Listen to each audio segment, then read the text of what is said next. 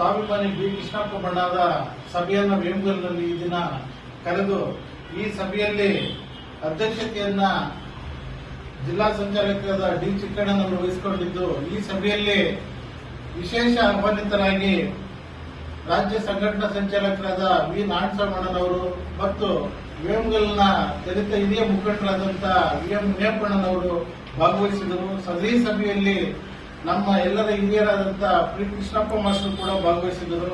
ಈ ದಿನ ದಲಿತ ಸಂಘ ಸಂಸ್ಥೆ ಬಾಬಾ ಸಾಹೇಬ್ ಅಂಬೇಡ್ಕರ್ ಅವರ ಆಶಯಗಳನ್ನು ಇಟ್ಕೊಂಡು ಈ ಜಿಲ್ಲೆಯಲ್ಲಿ ಸಂಘಟನೆಯನ್ನ ಮುನ್ನಡೆಸುವಂತೆ ಈ ದಿನ ಸಭೆಯಲ್ಲಿ ಚರ್ಚಿಸಿ ಇಲ್ಲಿ ಪದಾಧಿಕಾರಿಗಳನ್ನ ಈ ದಿನ ಆಯ್ಕೆ ಮಾಡಿದ್ದೀವಿ. ಈ ಸಭೆಯಲ್ಲಿ ಜಿಲ್ಲಾ ಸಂಘಟನಾ ಸಂಚಾಲಕರಾಗಿ ಕ್ಯಾಲೂರು ಪ್ರಕಾಶ್ ಅವರನ್ನ ತಗೊಂಡಿದ್ದೀವಿ. ಅದೇ ರೀತಿ ಮತ್ತೊಬ್ಬ ಜಿಲ್ಲಾ ಸಂಘಟನಾ ಸಂಚಾಲಕರಾಗಿ ಸುಧಾಕರ್ ವೇಮಗಲ್ ಅವರನ್ನ ಆಯ್ಕೆ ಮಾಡಿದ್ದೀವಿ. ಮತ್ತೊಬ್ಬ ಜಿಲ್ಲಾ ಸಂಘಟನಾ ಸಂಚಾಲಕರಾಗಿ ವಲೇರಳ್ಳಿ ಆಂಜನಪುರ ಅವರನ್ನ ಆಯ್ಕೆ ಮಾಡಿದ್ದೀವಿ. ಅದೇ ರೀತಿ ಕೋಲಾರ ತಾಲೂಕು ಪದಾಧಿಕಾರಿಗಳಾಗಿ ಚರಪನಹಳ್ಳಿ ಚಂದ್ರಶೇಖರ್ ಅವರನ್ನ ತೆಗೆದುಕೊಂಡಿದ್ವಿ. ಅದೇ ರೀತಿ ಮತ್ತೊಬ್ಬ ಕೋಲಾರ ತಾಲೂಕು ಸಂಘಟನಾ ಸಂಚಾಲಕರಾಗಿ ಎ ಶ್ರೀನಿವಾಸ್ ರಾಜಕಲ್ಲಹಳ್ಳಿ ಅವರನ್ನು ಕೂಡ ಈ ದಿನ ಆಯ್ಕೆ ಮಾಡಿದ್ದೀವಿ. ಇವರೆಲ್ಲರೂ ಕೂಡ ಬಾಬಾ ಸಾಹೇಬ್ ಅಂಬೇಡ್ಕರ್ ಅವರ ವಿಚಾರಗಳನ್ನು ಇಟ್ಕೊಂಡು ಪ್ರತಿಯೊಂದು ಹಳ್ಳಿಯಲ್ಲಿ ಇವತ್ತಿಗೂ ಕೂಡ ದಲಿತರ ಮೇಲೆ, ಮಹಿಳೆಯರ ಮೇಲೆ ದೌರ್ಜನ್ಯಗಳು, ದಬ್ಬಾಳಿಕೆಗಳು ನಡೀತಾ ಇದೆ. ಅದನ್ನೆಲ್ಲ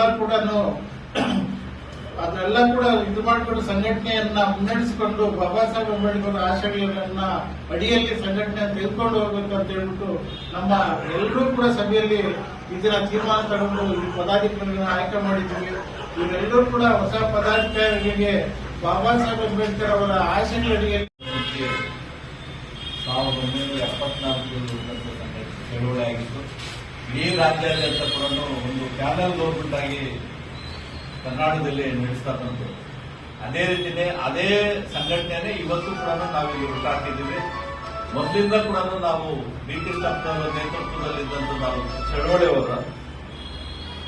ಹಂಗಾಗಿ ಇವತ್ತು ಏನು ಇಲ್ಲಿ ಹಳೇ ನಮ್ಮ ಹಳ್ಳಿಗಳು, ನಾನು ಮತ್ತೆ ಮುನಿಯಪ್ಪನವರು ಹೋಬಳಿ ಸಂಚಾಲಕರಾಗಿದ್ರು, ನಾನು ಸಂಚಾಲಕನಾಗಿದ್ದೆ, ತಾಲೂಕು ಸಂಚಾಲಕನಾಗಿದ್ದೆ. ಆ ಸಂದರ್ಭದಲ್ಲಿ ಓಡಾಡಿದಂತ ಹಳ್ಳಿಗಳು ಕೂಡ ಇವತ್ತು ನಮ್ದೆಲ್ಲ ಗುಟ್ಟಗಳು ಹಂಗೆ ಇದೆ. ಈಗ ಅವರೆಲ್ಲ ಬೇಡಿಕೆಗಳಿಂದ ಇವತ್ತು ನಾವಿಲ್ಲಿ ಒಂದು ಕಮಿಟಿ ಮಾಡಿದ್ವಿ. ಆ ಕಮಿಟಿನ ಯಶಸ್ವಿಯಾಗಿ ಬಾಬಾ ಸಾಹೇಬ್ ಅಂಬೇಡ್ಕರ್ ಅವರ ತತ್ವ ಸಿದ್ಧಾಂತಗಳ ಅಡಿಯಲ್ಲಿ ಕೆಲಸ ಮಾಡಿಕೊಂಡು ಇಲ್ಲಿ ಹೋಬಳಿ ಶಾಖೆ ಮತ್ತು ಜಿಲ್ಲಾ ಮತ್ತು ತಾಲೂಕು ಪದಾಧಿಕಾರಿಗಳನ್ನು ನಾವು ಆಯ್ಕೆ ಮಾಡಿದ್ವಿ. ಆಯ್ಕೆ ಮಾಡಿರೋದ್ರಿಂದ ಎಲ್ಲಾ ಪದಾಧಿಕಾರಿಗಳು ಕೂಡ ಅಂಬೇಡ್ಕರ್ ಅವರ ತತ್ವ ಸಿದ್ಧಾಂತಗಳು ಬದಲಾಗಿರ್ತಾರ.